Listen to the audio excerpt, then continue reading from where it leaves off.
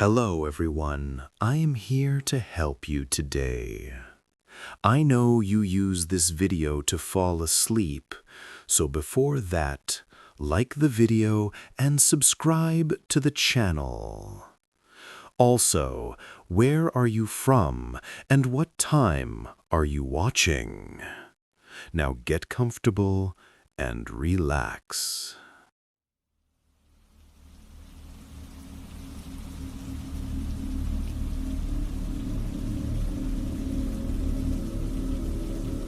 This was in June in Asheville, North Carolina. My boyfriend and my dog and I were camping along the Appalachian Trail, along the river where we were kayaking. We had got done kayaking for the day, and we were relaxing at our campsite before dinner. Our site was only like 10 feet from the trail, and the river was right behind that. We had some dramatic and stressful events while kayaking that day, and we needed to unwind and relax. We were running low on weed, so we had just eaten some edibles because we are stoners and why not? My boyfriend was half asleep in his hammock. I was at the river's edge, and I was laying on a towel near the tent when a man came walking up to us, blabbing about giving us his trash.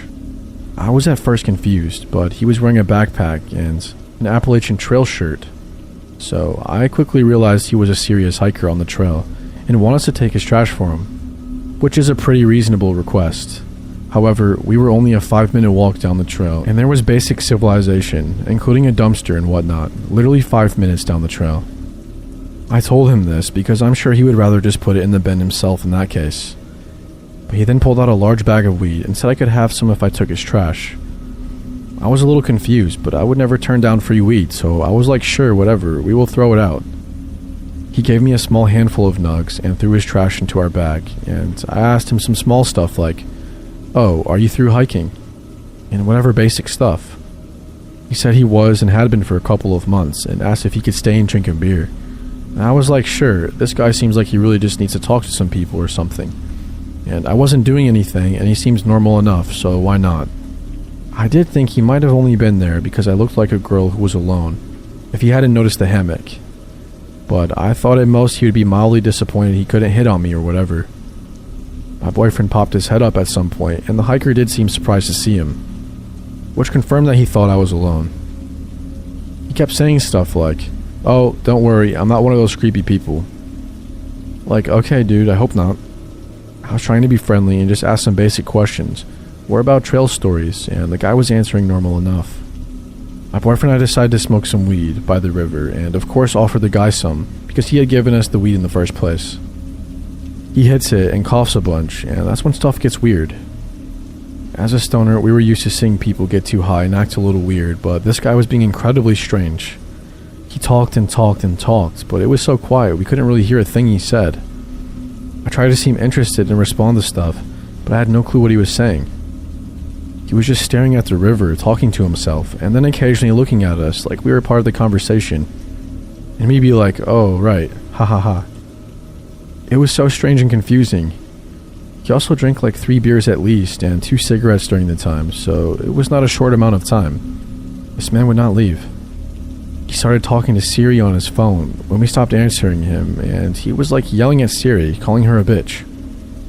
At one point out of nowhere, he goes, "On a scale of 1 to 10, how much do I seem like a serial killer?"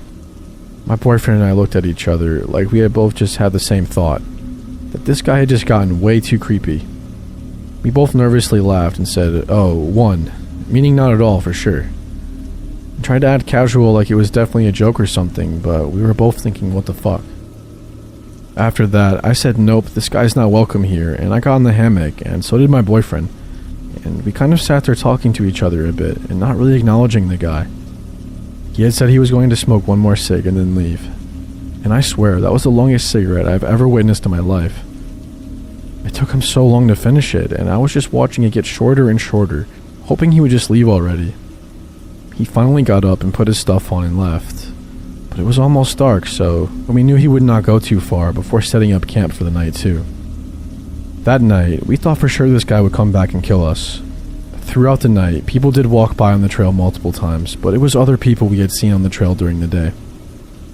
One being a couple that seemed to be on drugs and maybe lived up the trail. We literally planned what we would do if he came back, which was grab the dog and jump in the river and float to the boat ramp downstream. Anyway, he didn't end up showing up that night, and we didn't see him again. But it was enough to freak us out. It's possible this guy was just lacking some social skills, and also had been in the woods by himself for a while. But it's also possible that he really had some creepy shit going on, and I'm definitely glad I wasn't alone when he walked up.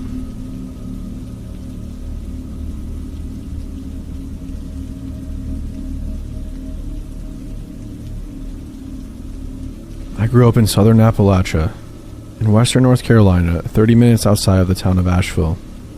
The hills and hollers of the Appalachian Mountains are some of the oldest mountains in the world, some of the rock formations dating back over 1 billion years. That quite literally means they were here before there were terrestrial animals. As with most things that have been on Earth for a long time, there are inexplicable anomalies, both benevolent and malevolent. For example, the Brown Mountain Lights. Never in my life have I felt threatened or uneasy when witnessing them from Wise Man's view. They're neither good nor evil, they just are. On the benevolent side, sometimes you walk through an abandoned old church, up near Mom and Dad's property line. You can feel good, warm, and happy energy. It's like that first warm day of summer, when the sunshine is not too hot, but it's not too cold. Well, this story is not about one such anomaly. It's about something that was definitely malevolent. About a decade ago, I was in night school up at AB Tech, going to school for some automotive mechanics. I would go into class at about 2 p.m. after I got off my part-time job, and I would end up getting home at about 10:30 p.m., depending on the traffic. Every night I drove the same road in my old 1973 W200 Dodge pickup. Some nights it would get rather boring, and I would take a different route, jump off of I-40 and drive the back roads. On this particular evening, I had decided to just stay on I-40 because I just wanted to go home and go to bed. It was Thursday, and there was no class on Friday, and I wanted to get in bed early so I could go into the woods and go hiking early the next day, and watch the sun come up. As I jumped off of I-40 onto the exit where my parents lived, the night seemed to get darker, and none of the animals that I could hear through my rolled-down windows made any more noise. I have never faced any kind of anxiety in my life, but at that moment something felt off, and there was no way I could put my finger on what it was. I came to a stop on the exit ramp, turned to go down the road, and I happened to notice that the gas station off the exit, where Mom and Dad lived, had no lights on. They were a 24-hour truck stop and always had lights on, but I didn't think about it again after noticing. I just chalked it up to the power being out, but I could not shake the feeling that something was definitely askew. I slowly shifted through all of my old truck's gears, not wanting to make any more noise than the old pickup already did. I leaned over my steering wheel to look up at the moon through the windshield, and there were barely any stars visible, which was way out of the ordinary. If you've ever been to Appalachia, primarily the sparsely populated areas where I'm from, you can see the Milky Way on clear nights. An absence of stars back home is only due to cloud cover or whatever in the hell went on this particular night. As I rounded a particularly sharp left-hand curve and chugged through a straight stretch, before the next right-hander, I looked at the ancient decaying barn I always gazed at when riding that stretch of road, and thought about how long that thing had been here, and how many advancements and civilization it had seen. For the split second that my gaze wandered, a very large, sickly-looking dog ran out in front of my truck, no more than 10 feet in front of me. Old Betsy was a good truck, but she didn't stop well. I heard the fence post I had left in my truck bounce out of my bed and then back into it as I slid to a stop. My first thought was, oh no, now I have to go tell these neighbors that I ran over their dog. That shit doesn't go real far with people around here. It can really set them off depending on the dog and the person. As I sat there breathing in the smell of burning rubber, something else found its way into my nose. The stench of rotting flesh. It's not a smell you forget once you smell it one time. I didn't pay much attention to it at the time. I just chalked it up to some rotting roadkill nearby. Finally, I thought to myself, let me go check and see who this dog belongs to. I pushed my clutch in, shifted to reverse, and as I looked in my rearview mirror, illuminated by the haunting glow of my reverse lamps, was the same dog. Only it wasn't on 4 legs anymore. It stood up like a man well over 10 foot tall. Only then did it dawn on me that the front of my truck was every bit of 5 feet tall, and this dog was every bit of 5 foot tall at the shoulder on all 4s. As it turned its head to look in the direction of my truck, I caught only a glimpse of this creature. It was not a dog, it was not a man, it was somewhere in between, and at the same time entirely separate altogether. Its skin hung loose off of its emaciated and thin frame, like a raccoon. Bits of matted fur and dirt and mud clung to its legs like a disease. The right arm seemed a little longer than the left, and they both hung abnormally low, in relation to either animal this creature seemed to be. As it regained its senses, it turned and looked into the mirror like it knew exactly where I was sitting. The face was that of a man's, but the very edges of its face seemed to not be totally defined. They seemed to move and change like something you would see at a cellular level in a scientific documentary. There were no eyes, but only sockets where eyes should have been. No hair, and the skin that was dripping off of its face was a cold, lifeless gray color. The nose was short and shoved into its face like a bulldog. The teeth still haunt me. It was definitely carnivorous. And true to the form of the rest of its unnatural look, many of the teeth didn't seem to be arranged in a natural way in its mouth. They seemed to fill and spill forth from the indefinable face, almost like they knew the horror they occupied and they were searching for a way out. It stared through my life, into my eyes and past my soul. It seemed like an eternity, but it could have not been more than 5 seconds that I sat there paralyzed. A light came on at the house next to the road, causing the creature to snap its glaze in that direction and tear off into the woods on its back 2 legs, like a man. I jammed my old truck in first gear and roasted tires all the way through first, snatched second gear and drove as fast as I could home. When I got to the house, both of my parents were asleep. I went downstairs into my bedroom and loaded every firearm I possessed and locked all of the doors. I couldn't wake them up. I mean, who the hell would believe that? And at 10:30 on a Thursday night. The basement was eerily quiet that night. Even their dogs that got up to raise hell at outside animals at all hours of the night were dead silent. The old post and beam house didn't even creak or pop that night, as was usual. At about 3 a.m., I started to finally get drowsy, and as I went to lay my head down to get some sleep, so I could still attempt to go hiking the next morning, I smelled the stench of death again. It was faint at first, but it was definitely there. I thought to myself, you're just going crazy. None of that shit was real. But as I dwelt on it, it became more and more noticeable until it filled the entire basement. My dad has a home office in the basement with 2 large glass doors that face national forest, 500,000-acre woods. I finally worked up the courage to walk out of my bedroom and into the basement living room, with my little tactical 12-gauge loaded, tack light on. I covered the flashlight with my hand, so as not to make my presence known until need be, and as I turned right out of the living room into my father's office, I shined the light through the glass doors and at the edge of the woods. There stood the creature. It was motionless. It stared right into the light, unafraid, with those soulless sockets devoid of eyes. I quickly covered my tactical light, ran into the living room and flipped on the outdoor floodlights, and to my surprise, it was no longer standing at the edge of the woods, but between the house and the edge of the woods. Still motionless, though. I swung the door open and fired every round I had into its direction. I must have scored a couple of hits because it screeched an unearthly scream, like that of a woman being slaughtered, as it took off into the woods. The dogs went crazy. Mom and Dad woke up asking me what the hell I was doing. I told them that a bear had gone to the trash and I was scaring it away. They didn't believe me, but I knew they wouldn't believe the truth either. I didn't sleep that night, or any time until the following Sunday. Everything seemed to return to normal, and I didn't think about the creature again until I met my wife about 6 years later. Her mother's house sits at the mouth of the holler, no more than 4 or 5 miles up the road from my mother and father's. Up on the side of the holler, there are kennels for her brother's hunting dogs. No longer in use and haven't been in years, but the fence is still there and the concrete pad is still there. It's a thing of great use when you need to quarantine an animal. Her Great Pyrenees had gotten into a tussle with a raccoon, which of course he destroyed, but his rabies vaccination had lapsed, so we had to keep him quarantined for a time. It didn't bother him, as he kind of liked solitude. This particular night, that we were coming home from a movie date in a neighboring town, was the last night of quarantine for him. So we walked up the trail using our phone flashlights to get to the kennel, and there he sat, patiently waiting, tail wagging happy to see us. We put him on a leash and started walking back to the house with him. As we were walking back through the darkness, I started to feel the same feeling I had felt the night I hit the creature in my truck. I didn't say anything, so as not to alarm my wife, but then the smell came wafting in on the breeze. She jokingly asked me, "My God, what did you eat? You stink." I half-assed laughed, not being able to fully appreciate the joke for the horrors that raged within my mind.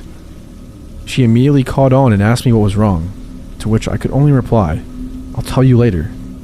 She grew up in the woods and around hunting and things of that nature her whole life, so she knew what I meant. She knew we were being watched by something. When we could see the lights of the house from the trail to the kennel, we heard it. There came barking from the kennel that sounded just like the Great Pyrenees we had on a leash next to us. It was a perfect imitation. The Pyrenees, being a guardian dog, immediately sensed that something was wrong, and so he turned to face the danger, belting out deep barks and growls in that direction. I don't know if you've ever had to drag a 150-pound dog, but it sucks. And it's not an easy task. I'm 6 foot tall and 240 pounds, and it was all I could do to get him back to the house. The barking never ceased the entire time we were running toward the house. In fact, it seemed to grow closer and closer, till it seemed it was coming from inside my own head. Her mother heard the commotion and flipped the floodlights on as we made it into the fence of the yard, and I caught a glimpse of something coming to a dead stop at the end. At the end of where the light reached, wheeling around and tearing off back into the darkness. My wife looks at me and goes, "You want to tell me what the fuck that was?" To which I replied, "Yes, let's just go inside." I told her the story, and she listened intently, hanging on to every word. Her family came from a long line of granny witches and other supernatural healers of the Appalachians, so her older sister came over the next morning with some herbs and chants to bless the property and to ward off evil. I suggested we go up to the dog kennels and do them as well. When we got to the kennels, they were completely destroyed. The very concrete foundation was cracked, and the chain link fence was torn off of its posts. The dog houses were destroyed, and the place reeked of the stench that followed the creature. My wife's older sister just went about her business like normal, blessed the place, and burnt some herbs and led us back into the property. When we got into the house, she wheeled about on us suddenly and instructed us very firmly to never go into the woods after dark. Not until this thing left me alone. To make a long story short, my wife joined the military and she ended up getting stationed in Delaware. Well, as someone who's lived around fairly large mountains and endless wilderness their entire life, Delaware is pretty terrible. At least that was my thought when we first moved to the middle of a 50,000 plus population city. Fortunately though, it didn't take us long to find a house in a sleepy little community further south. We purchased the house and moved in with haste. We were both very grateful and glad to be out of the city and into a rural setting again. The land in Delaware seems lifeless in comparison to Appalachia. The sparsely populated woods don't possess any energy that goes one way or the other. The ground doesn't seem to be alive like it is in Appalachia. Having not thought about the creature in a long time, I resumed my staying outside after dark and playing with our dogs in our rather large yard that borders a small patch of woods. Well, last night, I went outside to play with the dogs, and as dark set in, I built a decent-sized fire in my fire pit and consumed some good old-fashioned Appalachian mountain cough syrup from a mason jar. And just as the fire was dying down, my American bulldog tore off towards the woods. He has a habit of running off to go on adventures, so my immediate instinct was to chase him down in the yard and tackle him so he could not get away. As I tackled his 110-pound ass to the ground and threw him in a fireman's carry over my shoulders, I heard him begin to bark. Only the bark was not coming from him. The only sound coming from him was a deep rumbling growl, a noise I've never really heard him make. It was a threatening noise. Something was definitely wrong, and as I ran with him on my shoulders back to the house, the stench of death again began to fill the air. The 2 other dogs must have caught wind of what was happening and met me at the back door, which I threw open, slammed shut, locked, and again loaded my firearms. How the hell could this thing have followed us 650 miles up here? As I flipped my floodlights on, the backside of my house, several of the bushes and small trees at the forest's edge were still shaking like something had just run through them.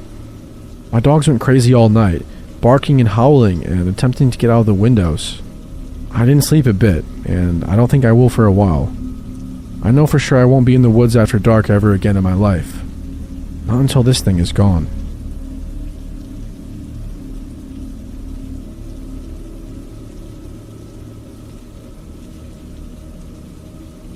Originally, I'm from West Virginia. I moved around between the Appalachian and the Midwest some as a kid. Between the ages of 10 to 13, I lived in rural Kentucky in the foothills of one of the oldest mountain ranges on the planet. I lived with my dad and my grams.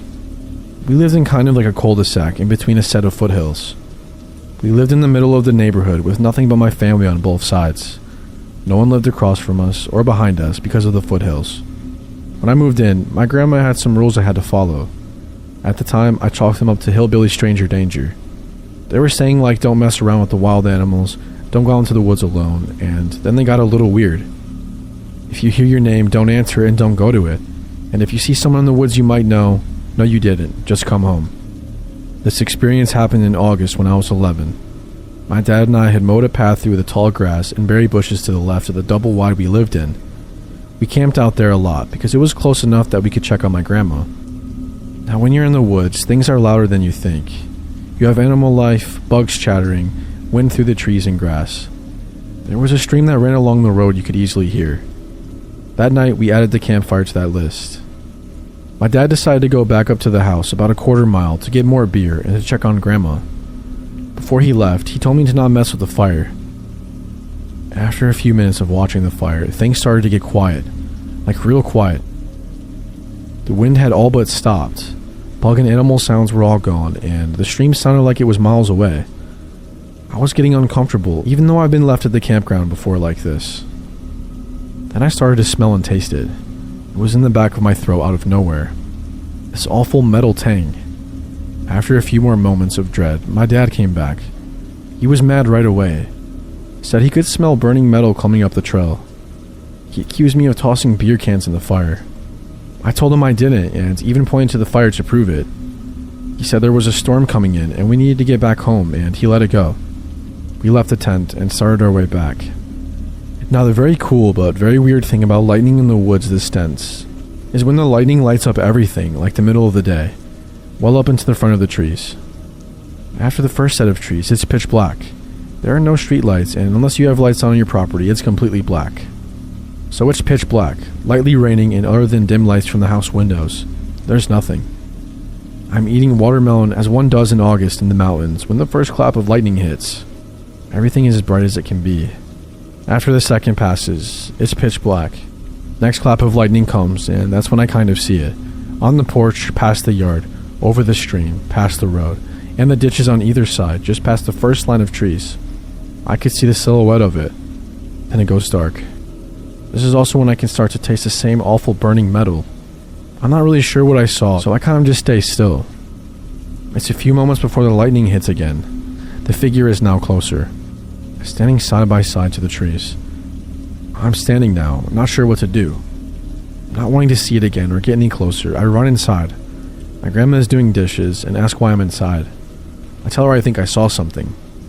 She almost immediately gets my dad on his feet, telling him to shut and lock all the windows and doors. My dad, vaguely drunk, obeys. That night I sleep with her, and the next day we discover the tent doors torn off. It didn't look like an animal. Things weren't cut or shredded, but looked like someone took and pulled it apart. My uncle, who lived a mile or so up, had all 8 chickens killed, heads gone, but no blood. The next few weeks, all the kids had to wait for the bus with an adult.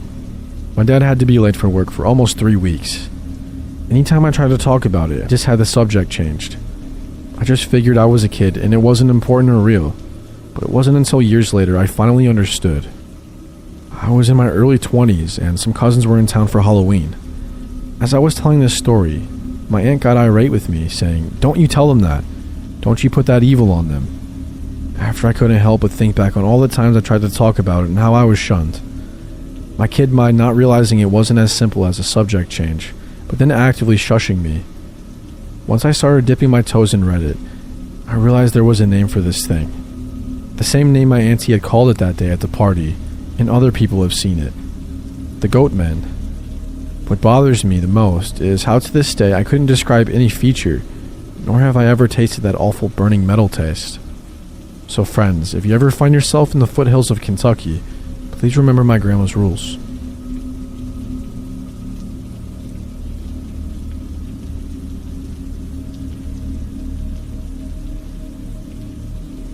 I once had a close friend who was an avid hiker.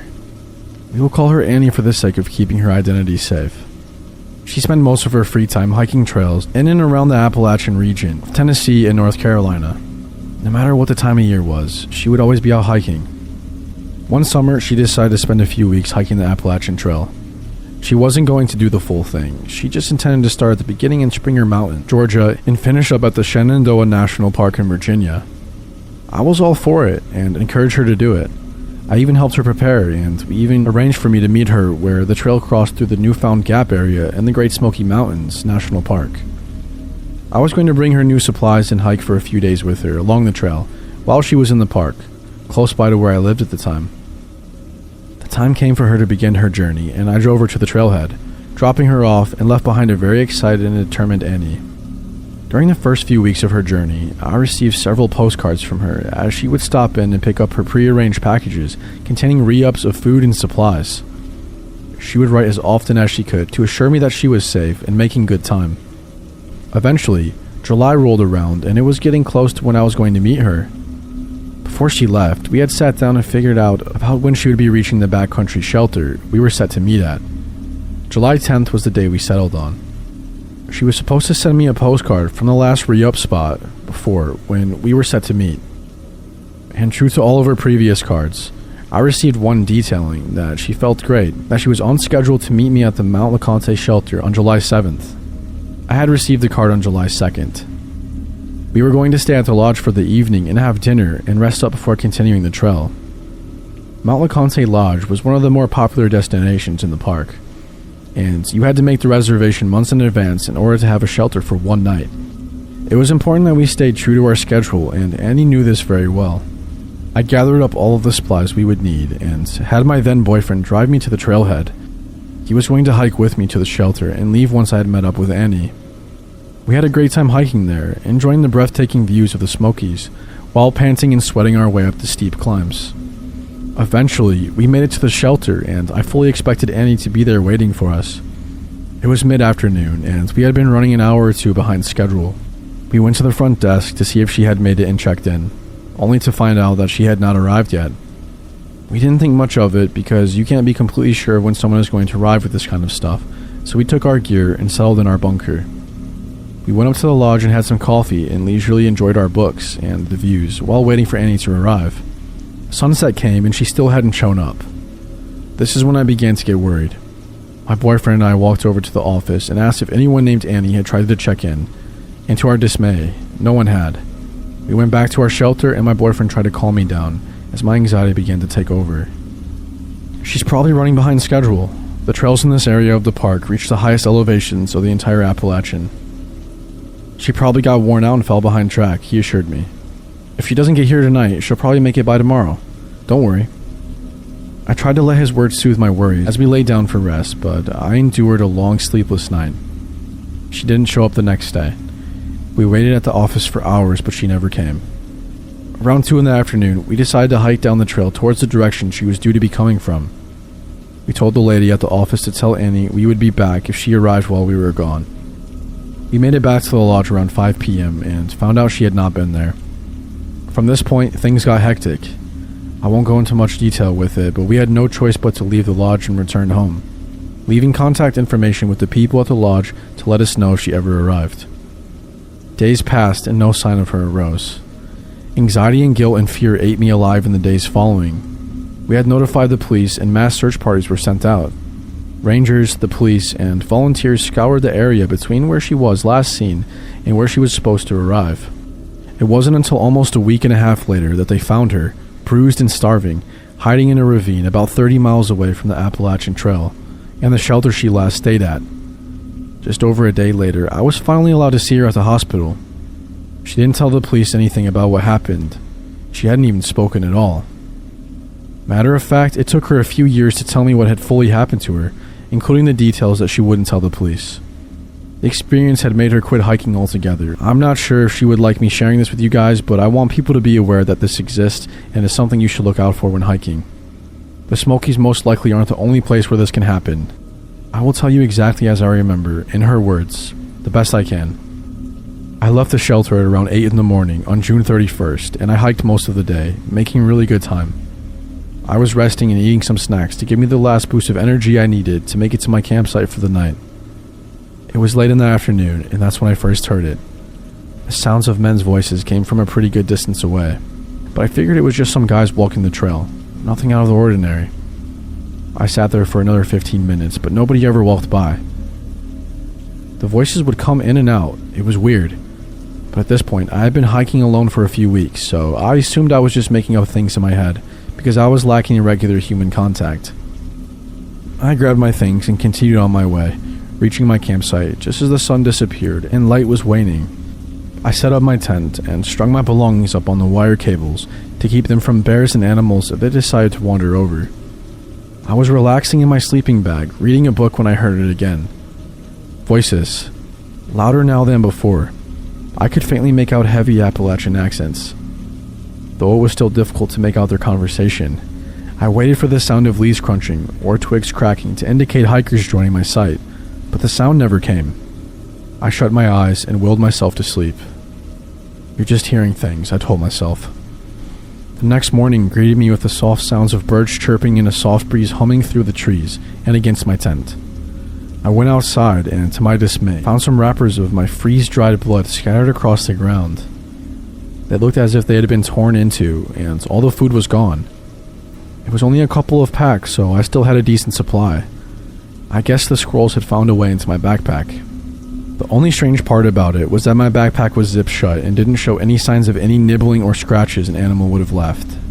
I packed up my campsite uneasily, trying not to think about the coincidence of the voices I heard the night before. I walked faster this day, trying to keep a quicker pace with the hopes that I would leave the weird voices and strange happenings behind me. I had been hiking for a few hours, passing a very minimal amount of people. When I heard the voices again, they didn't go away this time. They always seemed to stay at a steady pace behind me, and no matter how many times I looked over my shoulder, I could never find anyone. I came upon my next campsite and made the split decision to hike through the night. If these people who had been following me were dangerous, I didn't want to set up camp and leave myself in a vulnerable position to be attacked. I walked slowly through the night, using my flashlight as a guide. The voices had stopped a couple of hours ago, and I was beginning to feel like I had lost them, whoever they were. I came to a small opening in the trail and decided I would rest for a few hours, because my feet felt like they were on fire from all the walking I had done. I hadn't even taken the tent from my backpack when I heard the voices, this time directly behind me. There she is. A deep voice rung through my ears, and I spun around, pointing my flashlight in the eyes of two men who were ragged, dirty, and unshaven. The look in their eyes was sinister, and I will never forget the way my skin crawled beneath their gaze. I screamed and took off running in the direction I had come from. I could hear their bare feet running along the trail behind me as I ran. When I was far enough away and over a hill, I cut off the trail and sprinted as fast as I could through the brush and trees. It was breaking dawn at this point, so I was able to maneuver easier than if it were still pitch black out. For the next 2 weeks, I hid in the woods, dodging their looming voices and hiding in bushes. They were never far off. Sometimes I would see them wandering around and talking about the things they wanted to do to me. They looked as if they hadn't bathed in months, and they both only wore torn-up cargo shorts. Their hair was long and their bodies were covered in mud. I knew I wouldn't have anyone looking for me for at least another week, because no one was expecting me until July 7th. I barely fended for myself, struggling to find water and to ration my food accordingly. I knew if they found me, they would do bad things to me. I felt it in their eyes. I felt it when I looked at their clenched fists and heard their raspy voices. Eventually, a park ranger and a group of volunteers found me. A few weeks after being home and out of the hospital, I did some research and found out there were people who would hide in the mountains to escape the law, living there in order to avoid jail for the crimes they had committed. There were people who had murdered and violated people in many ways, in ways that would have warranted life in jail or even death. They are called the Wild Men. After hearing her story, I haven't gone hiking much. They can't possibly be the only ones out there. If you go hiking deep in the mountains, be sure to watch your back, because the wild men are always lurking.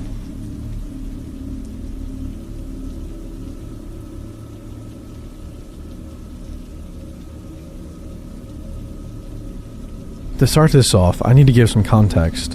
I'm 23 and I currently live in New York City, but I have grandparents who live middle of nowhere in West Virginia. When I say that, I mean the literal boonies. Their closest neighbors are over an hour away in a small town with a few houses and a Walmart. Last summer, my grandfather, who I'll just call Robert for privacy reasons, had surgery done to his hip. The majority of my family lives on the West Coast, and my grandmother, who I'll just refer to as Muriel, is very old and wouldn't have been able to take care of Robert. Because I was the closest family member, I was the one they asked to come down there and help out with my grandfather. Being the good grandson I am, I agreed to come down there for 2 weeks while he recovered from his surgery. But fast forward a week, everything was going fine.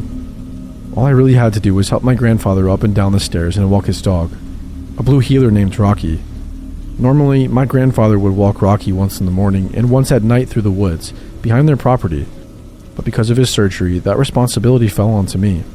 This was the part that I hated about helping him, because ever since a kid, I never liked those woods behind the property. Whenever I'd go down there as a kid, me and my cousins would always get creeped out going into that forest. It always just felt off for some reason. Anyways, for the first week, walking Rocky in the forest at night was fine, even if a bit creepy. That was until one night, a week into my stay, I was walking him through the forest. It was around 8:30 and the sun was setting over the Appalachian mountains. Everything was going normal until I heard a strange whistle that sounded like it was only around 20 yards away. Both me and the dog stopped dead in our tracks and looked towards the direction the whistling came from. I shined my flashlight in the direction, but I didn't see anything, so I just assumed it was a bird. Looking back, it definitely wasn't a bird. There's no nocturnal birds that chirp and whistle out there, and it sounded more musical than anything a bird could whistle. But the dog was spooked. He wouldn't stop growling and staring at whatever was back there, and he kept trying to back up until whatever or whoever this thing was whistled again, to which the dog started barking and going crazy. At this point, I decided that I definitely didn't want to stay there, so I yanked on the dog's leash, and we both bolted out of the woods and went straight back home. When we got back, and I told my grandparents what happened, they both seemed spooked, and my grandmother immediately asked if I whistled back. I told her that I didn't, and she seemed relieved, but told me that I didn't hear anything and to just ignore it. I asked why, and she wouldn't tell me, and would instead tell me I didn't hear anything. I decided not to press it any further, and I went to bed, terrified and wondering what she seemed so freaked out about. The next morning, she told me that instead of walking Rocky through the woods, I could just take him on a few laps around the house, so that's what I started doing. Every night I would take Rocky for around 50 laps around the house before going back inside. On Friday, the third to the last day I would be there, at night I was walking the dog again for laps, as usual, until I heard that same creepy whistle behind the attached garage, which was only around 10 yards from the house. This time, I immediately took the dog back inside and locked the doors. The rest of the night I put in my earbuds and I ignored any more whistling like my grandmother told me to. To this day, I still don't know what was whistling in those woods. Some of my friends said it was a skinwalker, but that's not really a thing around here. My girlfriend, who stayed back in New York City, asked her Muslim parents who are from Yemen, and they said whistling at night is a sign that a jinn is nearby. I don't know what that was, but whatever it was had my parents legitimately scared. I've heard of weird shit happening in Appalachia, but this is the first time I've ever had a first-hand experience with it. Does anyone have any idea what this could have been?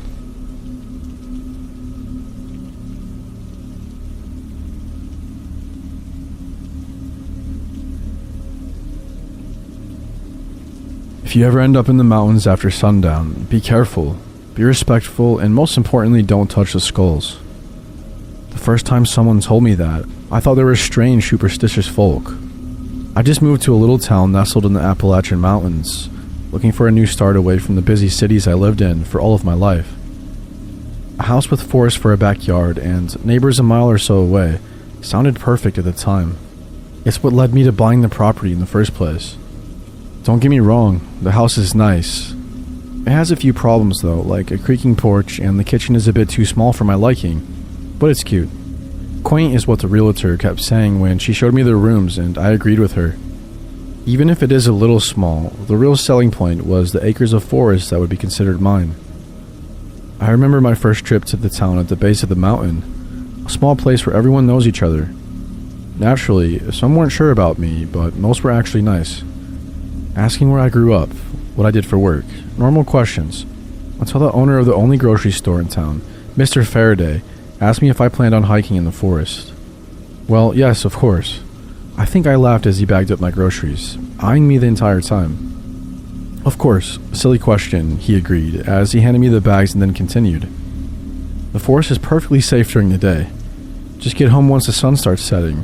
You're asking for trouble with the wildlife, or you'll get lost if it gets too dark.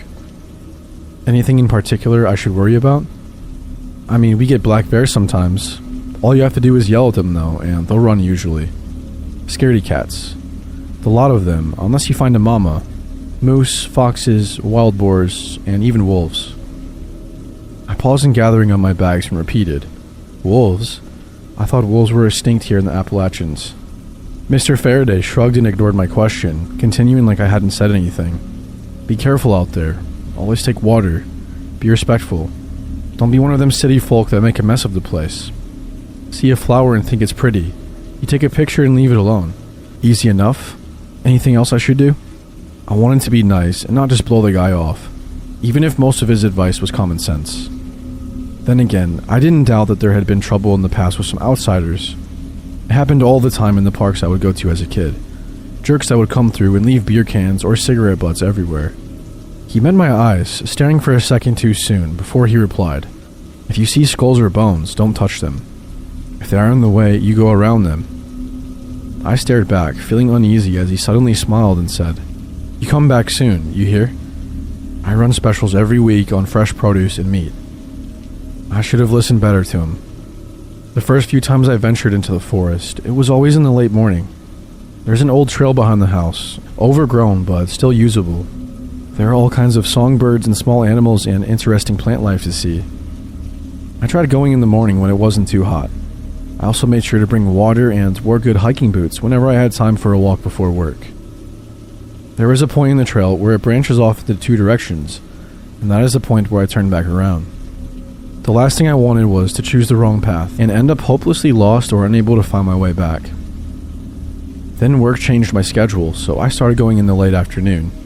I stayed out longer, just getting done with my hike as the sky was bathed in pinks and oranges.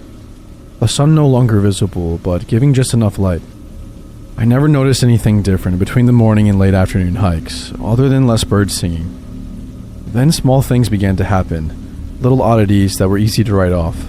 Trees that had long scratches down their trunks, or the songbirds quieting down at the start of my afternoon hikes, rather than towards the end. I figured it was from the seasons changing, the nights getting longer and days shortening. I had to be quick about my daily routine, only letting myself get maybe a mile into the forest before turning around. Even if I didn't believe the townsfolk that had gotten more vocal about being mindful of myself in the woods, I still didn't want to get lost. Then I came across a deer skull. It was in the middle of the path back to my house, bleached and cracked, looking far too old. I looked around the trees to see if anyone was around because I hadn't been there on my way up the mountain. I even called out, a nervous, "Hello?" and got nothing. The idea of leaving it where I constantly treaded made me sick, so I grabbed a stick and carefully put it through one of the eye sockets. I took a breath, then tossed it off into the trees, watching as it hit the ground before dropping the stick and quickly making my way back home. That's when the howling started. It woke me up in the dead of night. A long, lone howl off in the distance. I was confused, startled, because until that point, I had never heard a wolf howl before that wasn't on TV. I didn't even know if that's what it was. I laid there for a while, listening to it, then turned on some music to drown it out and go back to sleep. For a week, I would wake up in a cold sweat, and the wolf would be singing away until I finally started going to sleep with music. I asked about it the next time I went into town, curious if anyone else had heard it, but nobody did. Mr. Faraday shook his head and said he hadn't heard any noise as he gave me change for my groceries. The pharmacist told me it was probably just a lonely or hurt animal when I was looking for some sleep aid. Even the waitress at the diner shrugged and said, "Haven't heard a thing, honey. Just make sure to keep your doors locked. Always better to be safe than sorry." The next time I went into the forest, I made sure it was right after work so I could enjoy a nice long stroll. The trees with the scratches were closer to my home, but I shrugged it off, figuring it was a bear or a moose. I did my usual circuit, followed the trail until I got to where it branches off, and took a minor break, sitting on a fallen tree to drink some water. As I got up to start my way down, I noticed that the forest had become quiet. I felt nervous, glancing around to look for a reason, like a bear stalking about, but found nothing. At that point, I quickly headed back home and nearly tripped over another skull. A moose skull, going off the huge antlers still attached to the white bone, perfectly preserved and staring in my direction. I looked around, wanting to find who was messing with me, but I couldn't see anything but trees and lush ferns. I thought about picking it up and throwing it to the side, but I took a breath and walked around it, then began running back home. It appeared 2 more times before I had enough. On the 3rd time, I picked it up and threw it into the trees. I didn't stay to watch where it landed, and the moment I got home, I slammed the door and locked up everything. I was shaking, trembling in my kitchen after locking the back door, and dared to look out the window. I didn't see anything, but I felt like something was watching me. A howl didn't wake me up that night, no. The sound of my porch creaking did. The groaning of wood had my eyes snapping open as my heart leapt into my throat. I laid in bed, unable to move, when I heard a low growl near my window. The curtain was so drawn, I couldn't see outside, but I could hear whatever it was. The sound was that of an animal. Something didn't quite sound right. I tried putting my finger on it when the growling stopped for a second. Then a howl rattled my windows and my bones. I rushed to my bathroom, the only place in the house that had no windows, and slammed the door shut, curling up in the bathtub.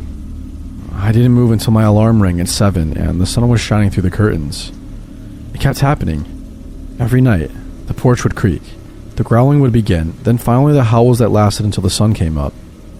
I had enough by the 4th or 5th night and drove back to town, functioning on a cocktail of adrenaline, fear, and caffeine. I had to wait for the store to open, but the moment it did, I saw Mr. Faraday, who was stocking some items on the shelves. He glanced at me, then said, "You look like shit. If you need help sleeping, you should see the doctor." Something keeps showing up at my house. I think it's that wolf I was telling you about. He froze, a slight tremor in his fingers before he turned, calling, "Sarah, mind the front, I'll be back." He didn't wait for a reply and instead headed to the back of the store, motioning for me to come along. I did, following him through a door that led outside. Once out in the too sunny morning, he lit a cigarette, then sighed. "I told you to mind the bones." I broke down at that point, lack of sleep leaving me without a filter. It kept showing up. I ignored it the first time and it kept getting in my way. What was it? A moose skull. There was another skull 2 weeks ago. It was a deer, but I moved that with a stick. A shake of the head. Still counts, son. What happened after you moved the deer? I admitted that's when the howling first started, but it was far off in the distance, easy to ignore. Something that had him frowning, but not interrupting until I finally asked. "It's not a wolf, is it?" Mr. Faraday looked at me for a long time, then subbed out the cigarette before reaching for another one. "I told you what not to do, and yet you did it. Now you've got a mess to deal with."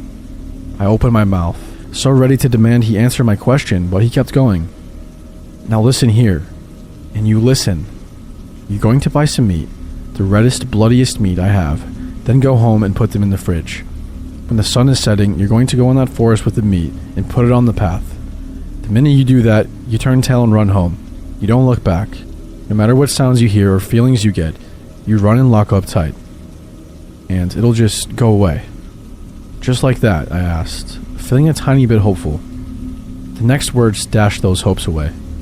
"Nothing is guaranteed, son. This is you trying to make amends. It doesn't mean you'll be forgiven." Anger boiled in me, and I snapped at him. "I didn't even do anything." He shook his head with a small frown and said, "You showed disrespect and acknowledged them. That's enough in a place like this." I opened my mouth, but he brushed past me and asked, "You gonna buy the meat or what?" I ended up doing so. I didn't know what else to do and figured why not just go along with it. I couldn't explain anything else, so why not try to make amends? I bought the bloodiest steaks I could find and drove back home in a daze. I set an alarm to ring just before sundown and crashed on my porch until then. It was surreal, walking out to the trail as the sun began its descent. I noticed that more and more trees had the strange scratches on them and shuddered at the idea of something, or many somethings, being so close to the house. I walked about 10 minutes up the path before laying out the steaks. It was disgusting, the blood collecting on the brown butcher paper, but I piled them up, then looked around. I couldn't see anything, just the usual trees, and decided to head back home. I took a handful of steps when I heard it. A low growling from behind me that had the hairs on the back of my neck standing up. Heavy thumping followed the growling, getting closer and closer, breaking me out of my stupor. I got my feet moving again and headed back to the house as the sound of teeth ripping into raw meat met my ears. Once I was at the end of the path, my home in sight, I dared to turn my head before I ran back to the house, scrambling up the porch and barely slamming the door shut in time. It had been right behind me, following like an obedient dog. Only it wasn't a dog, not even a wolf. I had to brace myself against the door as it slammed into the wood, growling and grunting. I managed to lock it just barely before rushing to the front door to make sure I locked it as well. It nearly beat me. I hit the door just as it started to open and pushed my entire body weight against it. It seemed like it was barely enough to keep it out as I flicked the lock. I stumbled back, shaking and panting, staring at the door as the growling began all over again. This time, I followed it to the back porch and peered through the window. It walked on 4 legs, fingers sprayed out with long claws for nails and covered in black fur in some places, pale human skin in others. As it walked, the back legs bent unnaturally and make a horrific snapping noise, the bones visible through the skin and twisting with every movement. The head is the most disturbing, a bloodied muzzle that stretches out too much for a wolf, eyes glowing red, and can open the mouth far too wide. The fangs are all black and red with blood, too long, too curved. When it closes its jaws, blood oozes out. I stared at it, and it stared at me before the lips peeled back into a sort of demented smile. The growling stopped, and instead a new sound started. A sharp, high-pitched laugh, human almost, filled the air. I shivered, ready to shut the curtains when I heard more laughter. I looked beyond it, and froze at the sight of more pairs of red eyes out in the forest. The heckling grew in volume, echoing, until it's all I heard. Even now I still hear it. I hid in the bathroom again, feeling like a child and praying that my doors and windows would hold. Once the sun came up and I mustered up enough courage to get to my car, I found dozens and dozens of skulls on my porch, all different shapes and sizes, some bleached white, others black with decay, and some even red, and others laying in pools of blood. One of them was human. I wanted to run to the car, bulldoze through the bones, but instead I forced myself to carefully step over each and every one of them. Once I got back into town, I sought out Mr. Faraday. He listened quietly to my account, looking disappointed and annoyed by the time I was done, and said, "I told you not to look. Now you really made a mess, not just for you, but for everyone." My blood ran cold, and I asked, "What do you mean?" "Everybody heard them last night, son, 'cause of your fuck-up." He closed his eyes, then lit a cigarette, even though we stood in the paper goods aisle. "What if I just leave? Just go back where I came from?" He shook his head and flicked the ashes onto the ground, uncaring of where they ended up. "Then what? What do I do?" "You're going to clean up your own mess. A hunting party is gathering at the diner at sundown. You better be there." I asked if he really thought they could be killed, if it was possible, and he waved his hand and said, "We've done it before. You're not the first person to not listen. You won't be the last, but you made the trouble. You better be ready to help get rid of it." I swallowed, hesitating, then dared to ask, "Do people not come back from this hunting?" "All the time. This time won't be any different. Sundown, son. Or we'll not just be hunting them, but you too." We are gathered at the diner, and I've been given a shotgun and a crash course on how to use it, shown how to load it, and told what not to do and what to watch out for. According to Mr. Faraday, who was around for the last purge, the wolves of the Appalachians is what they call them. He's sticking close to me. He says having a buddy nearby is important. It's safer this way. The wolves like to drag people into the forest or decapitate their victims. They collect the skulls. The bullets I have are supposed to be special, blessed by the priest and bathed in holy water or something like that. I've never hunted before. That's why I'm leaving this account in case I don't come back. Hunting accidents happen all the time. That's what the townsfolk will say if anyone comes asking about me, or anyone that doesn't come back. The sun hasn't set yet, giving us time to prepare, and the priest time to bless every bully he can. We can hear them already. The wolves are laughing again.